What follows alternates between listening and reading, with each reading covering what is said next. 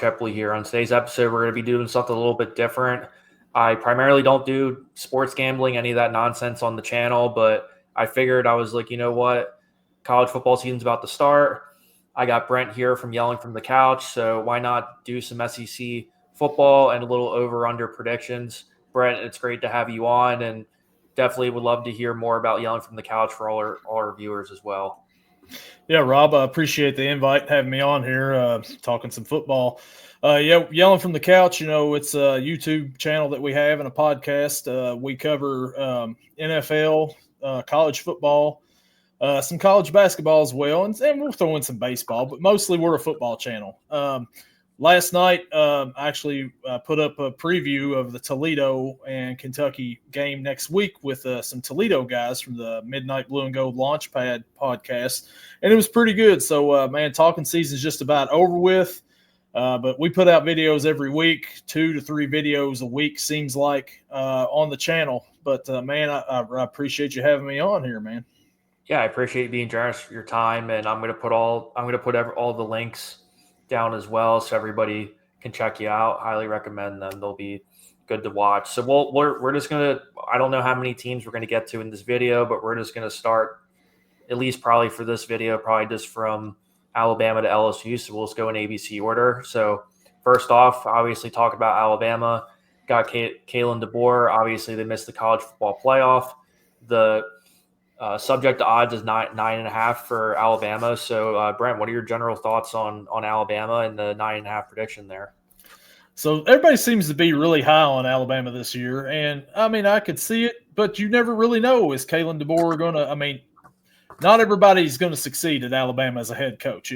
He had some success at Washington, and last year, like the first 12 weeks of the year, they lost to Vandy, they lost to Tennessee. But they averaged almost 40 points a game the first 10 games of the season, and they had a drop-off after that. 14.7 points per game the last 3 games of the year, and Jalen Milroe and DeBoer, something wasn't right between them two. Something just seemed a little funky between them. And it might be because Jalen Milroe and Penix are totally different players than what DeBoer's used to. So I'll be interested to see how the new quarterback does for him this year, Simpson, how he fits into Kalen DeBoer's offense. Yeah, because I think he brought up a great point about Ty Simpson. I think he fits better in terms of what DeBoer's trying to do instead of Milroe. Because if you go back, I hate to be like this overly critical, but when I watched that Milroe in that Oklahoma game, it just cemented kind of everything that I thought about in terms of Milroe in that kind of season. But what Alabama does have going for them is I think their defense is at least top 5 in the country. So it's really more or less can Ty Simpson kind of be that quote unquote game manager. And I know some people say it as a negative, but I like to say it as a positive because hey, if you relatively accurate, don't turn the ball over, and you're a leader. That's always a good recipe for success. So yeah, absolutely. And what was their total was 9.5? Yeah, 9.5 is what they got them at. Man, they know how to put them lines out, don't they? Because it's either 9 or 10 is what I was kind of thinking. So, man, I think that he's going to kind of get it right this year. I think Alabama's probably going to be back in the college football playoff. And it was weird, the first year that they have a 12-team playoff and Alabama doesn't make it. Exactly. No matter who's the coach, you think Alabama is like a lock for it, and they weren't. But I think this year, they'll make it. I think that they'll go over that 9.5, and I think they'll probably get about 10 wins this year. So, 9.5, they make that money out in Vegas for a reason, don't they? That is like perfect.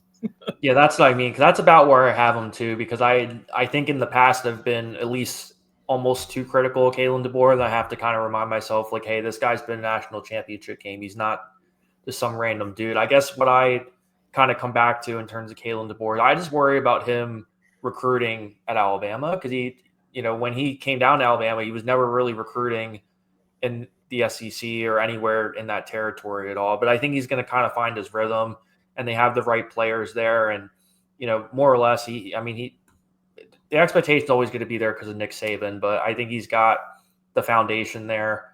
And also, if Jam Miller comes back, their halfback, and he comes back relatively healthy by the second or third week, he's could be ready for a 1,000-yard season too. So that would be nice having that, and obviously Ryan Williams too, who I think is going to be sensational this year. He's finally turned 18, Ryan Williams. I've heard all last year, 17-year-old Ryan Williams. So he's finally 18 this year. So, man, he was a stud last year as a 17-year-old true freshman. I mean, that guy out there at that age to be doing what he was doing was very impressive. So I look for him to have a breakout season once again. If you call it a breakout year, because last year was kind of a breakout year for him, but I don't think he's going to be in a sophomore slump this year. Yeah, that's what I mean. I'm just like, I don't even want to sit there and call it a sophomore slump because I feel like he's just, the oven's just warming up and he's going to be cooking this year, assuming that Ty Simpson does his thing. And I think they're going to be a little bit more balanced this year too. So we'll definitely kind of see what happens there. Yeah, absolutely. Yeah. So then we'll turn our attention to the Arkansas Razorbacks. Obviously they're wins right now is at 5.5, and Sam Pittman, he's been there for a while, and it just kind of seems like they're sort of fluttering. And obviously they brought in Bobby Petrino, and he's definitely made a big difference too with Taylor Green, who I'm a huge fan of. But at the same time too, Arkansas is one of the toughest places in the entire country in terms of really building a consistent program. So definitely, what are your thoughts on Arkansas? Yeah, so Sam Pittman, he's in his sixth season at Arkansas. 30-31 record overall, which I don't know what Arkansas fans. I don't know. I don't think they like Sam Pittman that well down there. It doesn't seem like they're way to shit on him. Yeah, so it's I don't know, but I mean they're stuck with him. Seems like for another year at least. But last year, they were 4-8. I mean they weren't very good at all last year either. But like you said, Bobby Petrino coming in as a coordinator, and that's weird too. Like, there's not too many times where a guy's been a head coach at a place and he comes back years later as an offensive coordinator at the same place. It just doesn't happen a whole lot. But they brought Bobby Petrino back. But Taylor Green, he had a pretty decent season. He threw for 3,154 yards. He rushed for 838. I mean, dual threat, like you said, really good. But he took way too many sacks and constant turnovers. I mean, he constantly turned the ball over. But he did make big plays. He was good for some explosive plays, and he's got 3 starters back returning on the line to help. So he's got that. And then you got Braylon Russell at running back out there. That's the only really noteworthy returning that there is for that offense besides Taylor Green, I think. But 5.5 wins this year, man, it's going to be close. I think they'll get. Man, I'm going to go over. I think they'll go over with it. I think they'll get a bowl. They'll go to a bowl game this year and be 6-6, and Arkansas fans will still be wanting Pittman out of there. Yeah, because from all the Arkansas fans I talk about, they can't stand him, and I don't know. There's just something endearing about the guy because he's a phenomenal recruiter. He's a player's coach, and every time I listen to an interview, I always just end up laughing about something that he said. But it's good you brought up the Taylor Green issue in terms of the interceptions and taking sacks. But I think it's also worth mentioning too about Arkansas. If they win 6 games, if their offensive line is still just as trash as it's been the past couple seasons, I wouldn't be surprised if Arkansas just pulls the trigger and says, "Hey, we're just going to get rid of him and try to go after a guy like Rhett Lashley over at SMU." Because to me, if you have a guy like Sam, you have Bobby Petrino, you don't have to worry about the play calling or anything. You be more of a CEO kind of guy.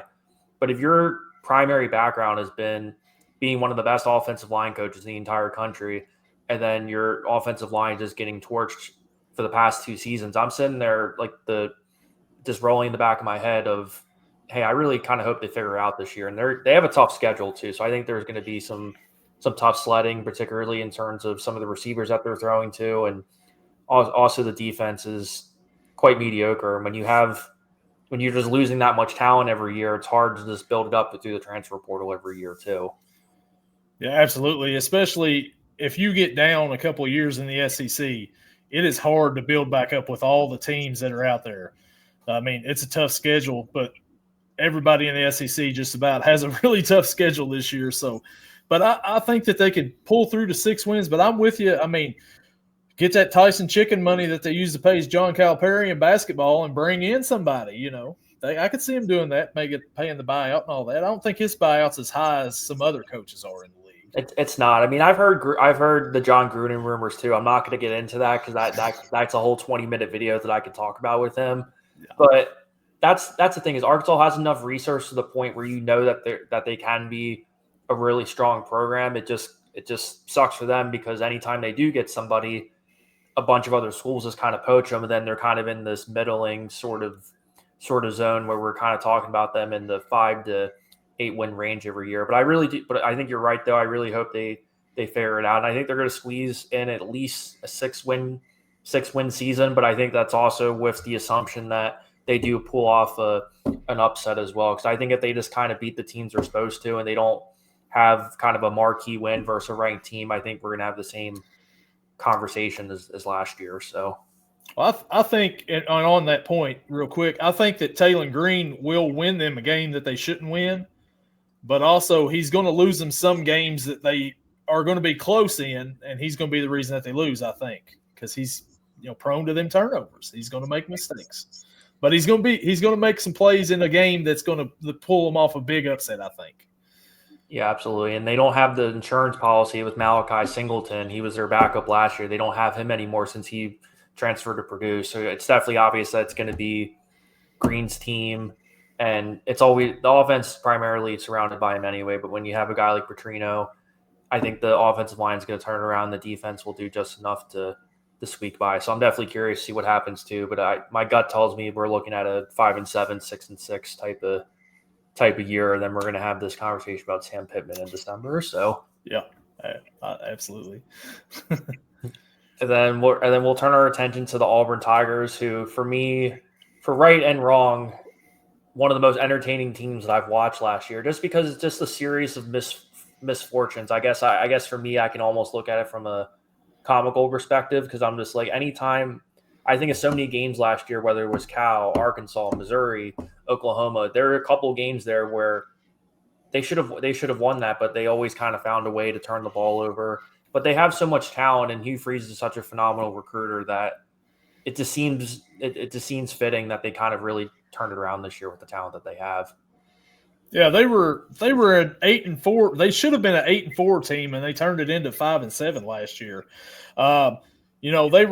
They had a lot of turnovers last season. They were really low in the FCS in turnovers. But like you said, there's potential everywhere. At the receiver room, there's Cam Coleman, Malcolm Simmons. They had 1,000 yards together last year, 11 touchdowns, and they're joined by Eric Singleton from Georgia Tech. And then you got their running back Hunter. I mean, he ran for a ton of yards against Kentucky a few years ago. He's gone. But you got, who is it, Austin? Yeah, how do you feel about Jackson Arnold he transferred from Oklahoma. He's definitely going to be the starter. They also have Ashton Daniels, too, who transferred from Stanford. So that's definitely a nice insurance policy to have if you're Auburn, considering the kind of the back and forth they had with Peyton Thorne and Hank Brown last year. Yeah, I just feel like I don't have a whole lot of confidence in Jackson Arnold. He didn't really show me a whole lot last year in Oklahoma, and I don't know if Hugh Freeze can get him going this year or not, but he's got some weapons around him. So, I don't know. I don't know how that's going to turn out for him a whole lot, this year on the quarterback side. I think that they're kind of going to be in that same spot where, what was their over-under again? It's 7.5. Yeah, 7.5. See, I kind of think they're going to win about 7 this year. I think they're going to go under. They'll make a bowl game. They'll be improved from last year record-wise, but I don't know, man. Auburn doesn't really excite me all the way around, and Jackson Arnold doesn't do it for me either, quarterback-wise. I don't know. What do you think? Yeah, because it's one of those things where I feel like I make excuses for Auburn every single year in terms of why they're not doing something. And I'm just at the point now with Hugh Freeze where I think he's a phenomenal coach. I remember watching him at Ole Miss before all that went down, and my gut just tells me that he's going to figure it out. But I'm also sitting there saying I just can't hear another season of, oh, I didn't have my quarterbacks, oh, I didn't have this, I didn't have that, and now you have a guy who legitimately does fit into your offense. you have one of the best defensive coordinators in the entire country in DJ Durkin, who, by the way, if it wasn't for that scandal that happened in Maryland with the whole bullying thing, he should be a head coach right now. But exactly, that's really going to be the conversation with Auburn is what's Jackson Arnold's confidence going to look like? Exactly what the playbook's even going to look like with Hugh Freeze, because I think it's definitely going to be not as, should we say, elementary compared to kind of what we saw with Peyton Thorne, but they have some legitimate playmakers that you routed off, like the Cam Colemans of the world and Eric Singleton. So I feel like if they can take care of the games that they're supposed to and they don't come up with different ways to lose, like, I feel like I almost compared Auburn to the 2021 Nebraska team where they went 3-9 and just found ways to lose every week. So as long as that doesn't happen, I have them. I'll go as far to say I think they'll win 8 games. They'll win 8 games if Jackson Arnold does what he's supposed to do. And for him too, also they do have 4 of their 5 returning starters on the offensive line. So there's that continuity up front right there to kind of help the pocket stay clean, and give him some time to throw to some of them receivers and some of them weapons out there. Yeah, exactly too. And I think too, if that actually all comes together, this will definitely be the most anticipated Iron Bowl that I've watched in a while, because they have to make up for the blunder that they had a couple seasons ago where they gave up that 4th and 30. That just kind of rolls in my head, and I'm just thinking to myself, they gotta get that comeback sooner than later. Yeah, no doubt. Yeah, so that's going to be a fun team to watch, but we're going to definitely talk about the Florida Gators now. That's 7.5, and that's the team that I primarily cover since I'm down in Florida now. And, it's just been a whirlwind of emotions as somebody who primarily covers Florida, because, last year I've been having to defend Billy Napier for all this time, and then he kind of figures it out. And now we're looking at 7.5 wins, and obviously it's one of the toughest schedules in the entire country. You were concerned about DJ Lagway's health a little bit, but at the same time too, they do have a bunch of guys who are definitely on kind of the younger side, but you can know that can produce immediately. And I think the defense is going to kind of resolve some of the issues that they have, and they also have a really phenomenal defensive line too. So I'm definitely more optimistic than I was last year. But if I see something like that happened at the week 1, like when they got spanked by Miami, or they just get steamrolled by Texas A&M, I'm going to be singing a different tune by the end of this. So Florida last year, like, they didn't really impress me the first little bit of the season, and then they played Kentucky and just absolutely beat down Kentucky. And I was like, okay, one of 2 things is true here. Either Kentucky's really bad or Florida's not as bad as what I thought. And I think it's kind of somewhere in the middle. So, Billy Napier, I know Florida fans were not Billy Napier fans at all. They were wanting this guy gone. Like, after the halfway through the second season, they're like, all right, I think it was when Kentucky beat him again. They were like, all right, got to get Napier out of here. But, last year they were 4-5, and it was looking like, okay, Napier's got to go. And then they beat LSU, they beat Ole Miss, and then they beat down Florida State. And all of a sudden they're 7-5, and then they go and win a bowl game against Tulane and 8 wins. And everybody's like, okay, maybe we've got something here. I think they started like 3 different quarterbacks last year. Like, it was, I don't know. And then they landed on Lagway, and he brought some hope to the team. Now, is he hurt? Have I seen that he may be hurt starting this year, or there's injury? First there was an ankle thing, and now it's a shoulder sprain, and I don't, or it was a pulled hammy. I try not to get into it too much. My thing is, hey, they start off the year versus Long Island, then they play South Florida. So I'm more just concerned about week 3, assuming that he's healthy for that. That's, to me, when the season really starts. I'd love to see him at South Florida, because I think he needs a little bit of a quote-unquote tune-up game, even though South Florida has gotten a little bit better over the past couple of years. Alex Goulash is a really good coach. But, yeah, I'm a little bit nervous about the whole Lagway shoulder issue, so to speak, but at the same time, too, it kind of is what it is, but we don't have the insurance policy that we did last year with Graham Mertz. That's the whole reason he wasn't starting at the beginning last year. Yeah, and, man, you were talking about Florida has a tough schedule. That schedule is brutal. After the first 2 weeks of the season, for what they've got for the rest of the year. It's just, and their over under was 7.5. 7.5. Man, Vegas is really good at these, aren't they? I mean, because that's about 7 or 8. That's what I was kind of thinking. I think Florida will get to 7 only because the schedule's so tough, and they're going to injuries is what's going to hurt them here because everybody's going to get beat up in the SEC. Exactly, beat up on each other. So some of them tougher games are going to be even tougher without some players. But I think that they get 7 wins once again, and Florida fans are still not sure about Billy Napier after this season. Yeah, because I've said it on the show before. My critique about Billy Napier is I think he's too much of a conservative play caller.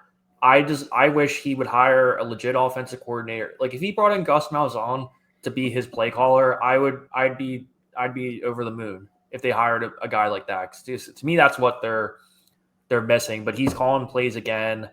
But at the same time, too, Lagway pretty much didn't transfer because of him too. So I think that's another reason why Strickland didn't fire him. So I'm definitely kind of I'm all over the place. I'm excited and nervous at the same time. My bias tells me that they're going to win 8, but I think 7's probably a little bit more realistic. So today I'm going to say 8-4 because I'm an optimist.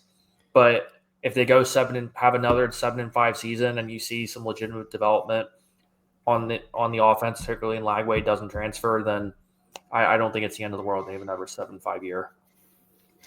Yeah, I mean I could see them getting to 8-2, like you said, optimistically. If they stay healthy, yeah, they can. But that's just that schedule it's. And I'm gonna say this for several SEC schools. That schedule is brutal. Yeah, that's what I mean. So I'm on the ropes, and I'm just kind of seeing, hey, can they at least take care of Miami, and hopefully they get that win versus LSU too, because that's playing at Death Valley is one of the toughest places to play in the entire country. I don't care what you think about LSU. So yep, definitely is every year. Yeah, so then we'll shift gears to the Georgia Bulldogs, who they're building something special there. I mean, Kirby Smart, he's best coach in college football right now. Their over-under is 9.5. And I think the one thing I've always admired about Georgia is, Kirby, he beats to his own drum. And I really like the fact that they didn't rely too much on the transfer portal. They're utilizing the guys that they have and really genuinely developing them. Because if you really look at, some of the recruiting class in the past couple of years, they're not really relying on that. Probably more or less because they don't have to, but it's also, they got a ton of talent there, but, I think the big question that a lot of people ask with Georgia is like, if they taking a step back, and if they are taking a step back, how big is that step back? Because I don't know if we're necessarily talking about them as a national championship contender this year as much as we were last year. But at the same time, it's pretty obvious that they definitely have a lot of playmakers, and if they can resolve some of the issues they had in the running game and with the wide receivers dropping a bunch of passes, that could be a team to watch. Yeah, Kirby Smart has been consistent his whole time. All he does at Georgia is win, and win a lot. He's got 105 wins in 10 seasons, so he's averaging 10 wins per season. And the big question is this year is former Georgia quarterback Carson Beck transfers to Miami, and he got hurt last year, and his backup came in, Gunnar Stockton, and he played decent. Even though they lost in the quarterfinals to Notre Dame. It's pretty clear that he was going to be the quarterback this year. But can he? How is he going to do for a full season? We saw a sample size of him last year, and he did. He lost to Notre Dame, so I don't know. It's it'll be interesting to see. We haven't talked about them being a national championship contender this year because there's so much other teams out here that everybody's focusing in on, and it's kind of the unknown of a full season of Gunnar Stockton. Now, there's another SEC team that's got a new quarterback that everybody is all over that has about the same amount of playing time as Gunnar Stockton, and that's Texas, which, talk about that another time. But Arch Manning, he hasn't been proven either, really. I mean, he's just going by the name. But Gunnar Stockton's kind of in the same situation is what I should say. But everybody's all about Texas, and nobody's really hardly talking about Georgia, especially in the national championship contender. But it'll all depend, I guess, on how he plays this year. And their over-under was 9.5, I think it was. Yeah, 9.5. Why not go ahead and give the over on this one? Because Kirby averages 10 wins per year. So I think they'll go 10-2 in this stretch right here. And I think Georgia's, they'll have a good season again. Once again, because Kirby's consistent. Yeah, because I have to agree with you in the sense that if you're betting on the over for Georgia, you're betting on Kirby Smart and Mike Bobo and that entire staff. That's what you're banking on. You're not like, if you look at it on paper, are they as talented as last year? No. But at the same time, we saw flashes of Gunnar Stockton. He's a gritty player.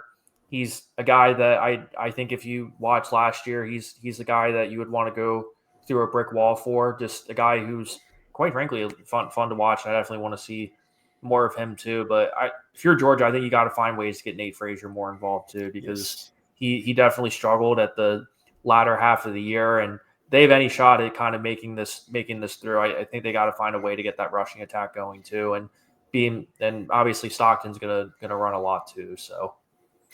Yeah, I think if you get Nate Frazier going, I mean, he's got star potential written all over him, and I think he's just a sophomore. I think he is. Yeah. So, yeah, if you can get him going in that offense, I definitely can see Georgia going 10 wins this year. Yeah, I guess for now, my gut's telling me they're going to be 9-3. I feel like they're just going to have that stinger of a loss that I know is just kind of be a one-off.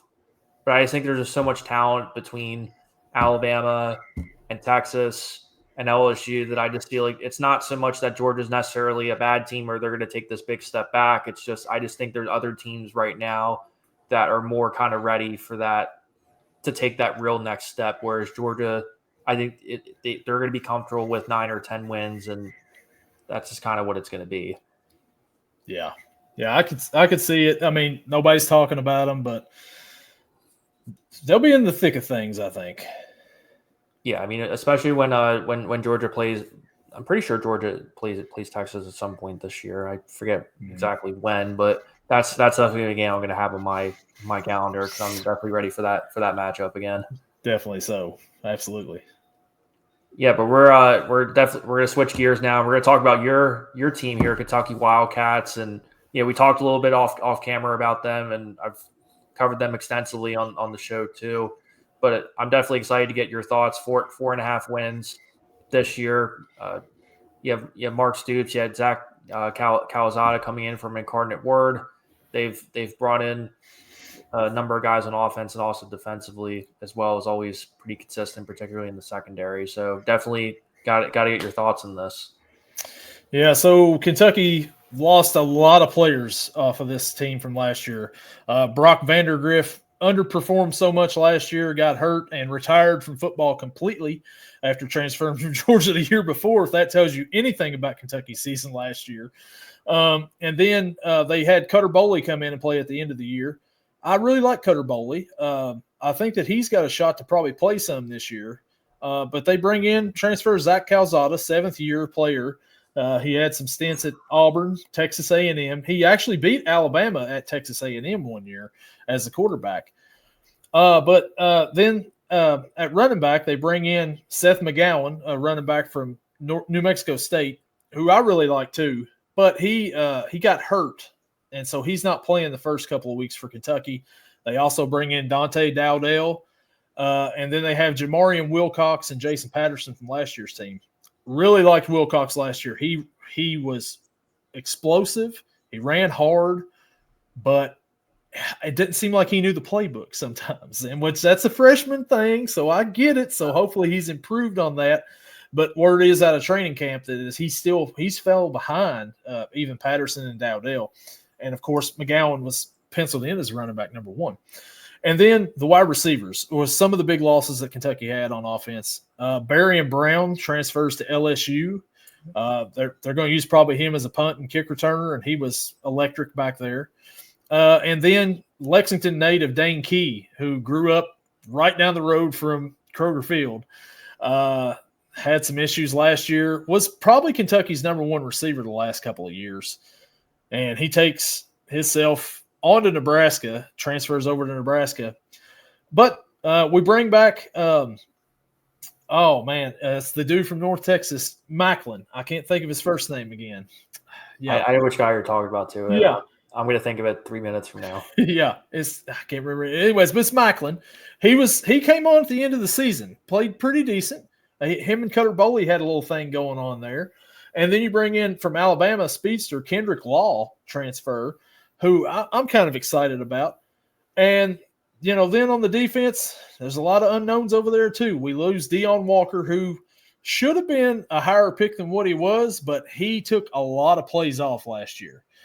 So, it's just but that secondary, you've got Jordan Lovett, Ty Bryant, J.Q. Hardaway coming back. And then you got Alex Safari, who's going to be an NFL draft pick for the linebacker at the end of the year. So on defense, I mean, it's more consistent on the defense than it is. It's Jamori Macklin, by the way, for Kentucky on the wide receivers. It just now hit me.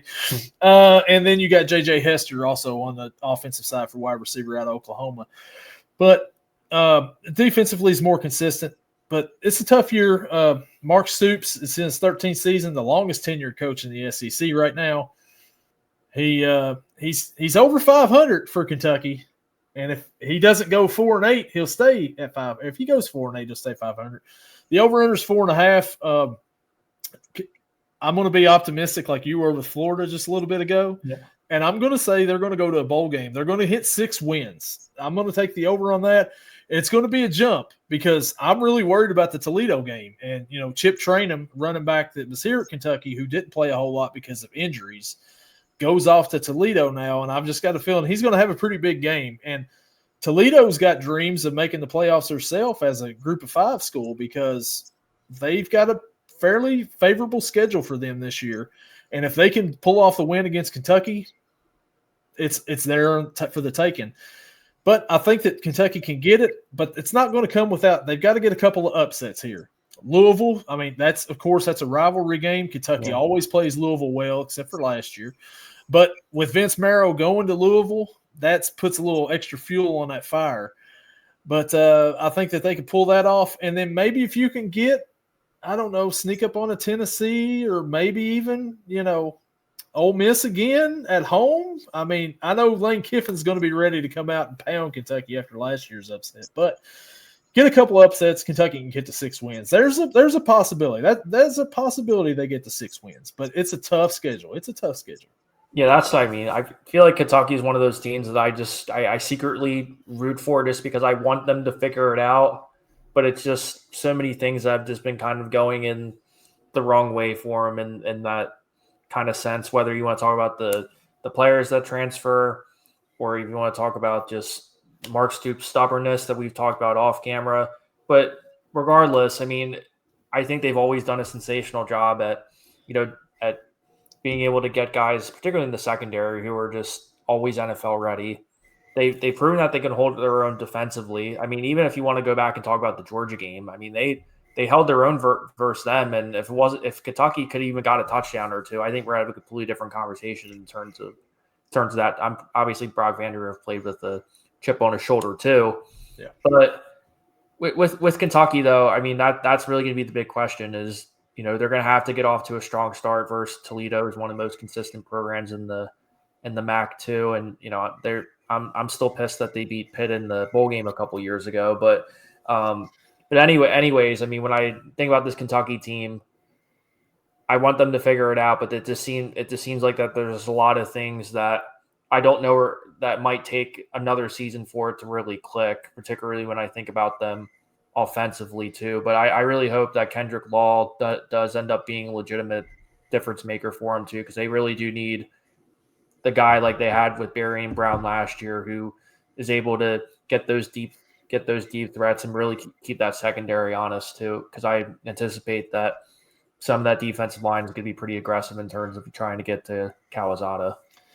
Yeah, and you were talking about Stoops needs to be a little bit less stubborn, I guess. And some of his stubbornness is he's conservative as can be. And he proved everybody wrong at least one time last year, and that was a Barian Brown deep pass against Ole Miss in that game on 4th and whatever it was. It was like 4th and 4, 4th and 3, something like that, where they could have easily just said, you know what, we'll take the 5-yard penalty and and punted away, but they took a deep shot and it worked out. Yeah. So, like, more of that Mark Stoops is what I'm kind of hoping for. Like, gamble just a little bit. You don't have to gamble all the time. I mean, you don't have to be like Dan Campbell with the Lions where you gamble on every play. But every once in a while, throw out a little bit of a gamble and go for it. It works sometimes.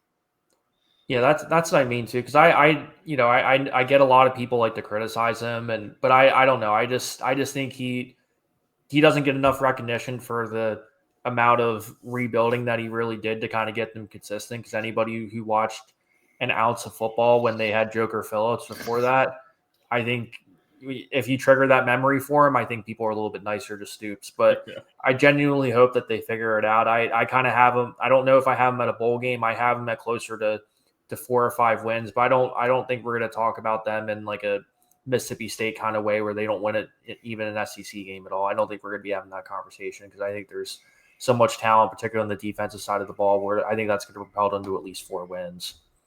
Yeah, and if they can get that running game going, and kind of play the ball that Mark Stoops does want to play, even though I want him to take some gambles here and there, that's what he wants to play. And they've got the running backs. They may have the line too this year. I mean, they're talking like this is the Big Blue Wall once again. We will see, because there was some really good years with the Big Blue Wall. But if they can do that and the defense at the same time, they can be competitive in a lot of games this year.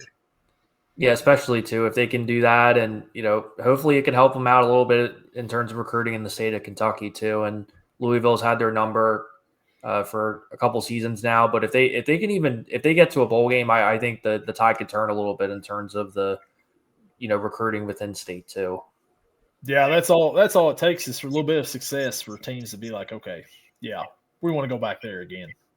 Exactly. Yeah. So the last team we'll cover for this part 1 is LSU, over under 8.5. And what's fascinating about LSU is the past predecessors have all won a national title in their 4th year. You can talk about whether it was Ed Orgeron, Nick Saban, or Les Miles. They all won a national title there. And obviously, when Brian Kelly left for the LSU job, his big thing was, hey, I left here because I didn't think I could win a national title at Notre Dame.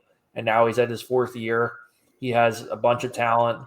They've invested heavily in NIL. And you have senior year Garrett Nussmeier, who I think could be one of the best quarterbacks in the entire country, assuming that he doesn't turn the ball over in every critical moment. So definitely would love to get your thoughts on LSU and exactly where you think they're headed this year. You mentioned that Brian Kelly left Notre Dame to go win national championships at LSU. He did that for his family, if you remember, in the press conference.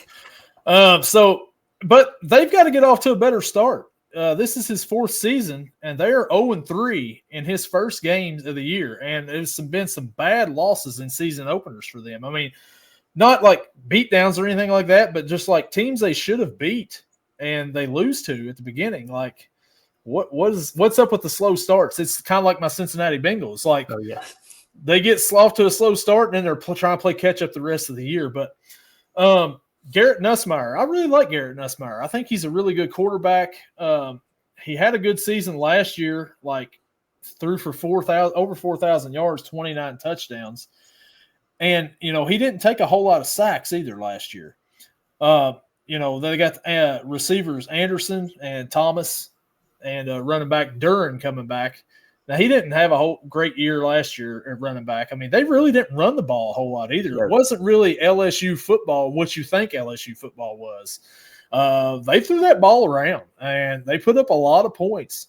And they add, Nick Anderson from Oklahoma and Barryon Brown, who's a speedster, and he's going to be returning kicks and punts, and he's going to have a return for a touchdown this year on a punt or a kick, and I'm just going to be like, it could have been us. But what was their over under? It's 8.5. 8.5. And defensively, they kind of struggled last year too.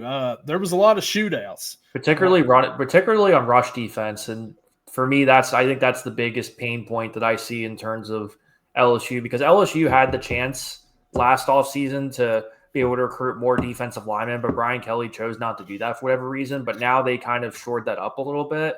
Yeah. But if they don't shore that up this year, they're gonna have the same problem as last year, where they're relying on Garrett Nussmeier to make all these throws where he he thinks he has to be, Superman pretty much, when he knows in the back of his mind, hey, I know my defense ain't going to get a stop, so I pretty much have to throw for 400 every game and hope for the best. And once again, that reminds me of my Cincinnati Bengals, who doesn't have a defense. So Joe Burrow feels like he's got to go out there and put up a whole bunch. It's the same thing with Nussmeier. He's going to want to throw for 300 every game, 4 or 5 touchdowns, and still lose the game, 49-45 or whatever it is. But I got LSU at 8 wins this year. I think that they go under on that total right there. Do they have a shot to get more than that? Absolutely. But it all depends on whether they did shore up that defensive side of the ball or not. Time will tell. Yeah, that's not, with LSU, to me, I think that's, aside from Oklahoma, LSU is my most, they're either going to get way above 8 wins, or we're going to talk about them as a 6 or a 7 win team. That's just kind of how LSU feels for me, because I don't think Brian Kelly gets enough credit as a head coach. I think he's one of the top 10 coaches in the country in terms of head coaches. I want to be right, but part of me just kind of feels like that they have that injury bug again, or if that defense doesn't come together, I think it could be a long season, and definitely a lot of people who were kind of itching for themselves of, hey, we're paying Brian Kelly all this money and we're not getting any closer to a national title. So you do think Brian Kelly's a top 10 coach in the nation? In my opinion, yes. Okay. Well, I kind of agree with that, but I kind of think that he can't win the big ones. Great regular season head coach, even good in some of the playoff games and bowl games. But when it comes to the big games, he just hasn't been able to punch one through yet, so to speak. Yeah, because this is definitely his best it's going to be probably his best opportunity in that sense. Because I sit there and say to myself, if they don't make the playoff this year, where are they going to they're going to have so many. They're so top heavy in terms of juniors and seniors this year that they're not going to be able to plug all those holes in with the transfer portal. It's almost kind of similar to Georgia, where Georgia, you can tell they lost a bunch of guys, but at the same time, they're never kind of out of it. But at the same time, you can definitely tell if LSU doesn't take care of it this year, it feels like a team that could take a step back next year. Yeah, absolutely. But I think that, I've got them at 8 wins right now. But I can see what you're saying. They can either go way over, or they can just barely squeak into a bowl game with 6 or 7 wins.